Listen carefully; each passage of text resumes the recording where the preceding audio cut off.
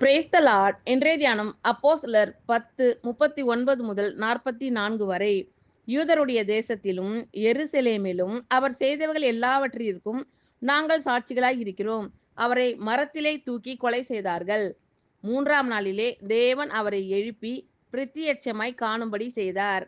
ஆயினும் எல்லா ஜனங்களுக்கும் பிரத்தியட்சமாகும்படி செய்யாமல், அவர் மரித்தோரிலிருந்து எழுந்த பின்பு அவரோடே புசித்து குடித்தவர்களும் தேவனால் முன்பு நியமிக்கப்பட்ட சாட்சிகளுமாகிய எங்களுக்கே பிரத்யட்சமாகும்படி செய்தார்.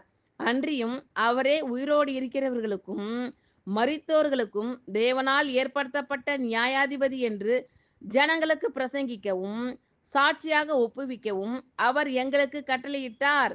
அவரை விசுவாசிக்கிறவன் எவனோ அவன் அவருடைய நாமத்தினாலே பாவ மன்னிப்பை பெறுவான் என்று தீர்க்கதரிசிகள் எல்லாரும் அவரை குறித்தே சாட்சி கொடுக்கிறார்கள் என்றான். இந்த வார்த்தைகளை பேதுரு பேசிக் கொண்டிருக்கையில் வசனத்தை கேட்டவர்கள் யாவர் மேலும் பரிசுத்த ஆவியானவர் இறங்கினார். யூதருடைய தேசத்திலும் எருசலேமிலும் அவர் செய்தவைகள் எல்லாவற்றிற்கும் நாங்கள் சாட்சிகளாய் இருக்கிறோம். அவரை மரத்திலே தூக்கி கொலை செய்தார்கள். 3ஆம் நாளிலே தேவன் அவரை எழுப்பி பிரத்யட்சமாய் காணும்படி செய்தார்.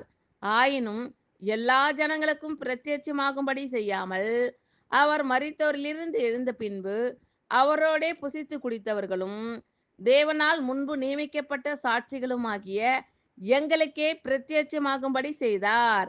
அன்றியும் அவரே உயிரோடு இருக்கிறவர்களுக்கும் மரித்தோர்களுக்கும் தேவனால் ஏற்படுத்தப்பட்ட நியாயாதிபதி என்று ஜனங்களுக்கு பிரசங்கிக்கவும் சாட்சியாக ஒப்புவிக்கவும் அவர் எங்களுக்கு கட்டளையிட்டார்.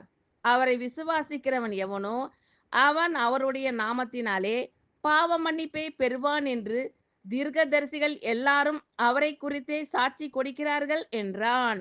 இந்த வார்த்தைகளை பேதுரு பேசிக் கொண்டிருக்கையில் வசனத்தை கேட்டவர்கள் யாவர் மேலும் பரிசுத்த ஆவியானவர் இறங்கினார். ஆமென். Thank you Lord. கர்த்தர் உங்கள் அனைவரையும் ஆசீர்வதிப்பாராக. God bless you all.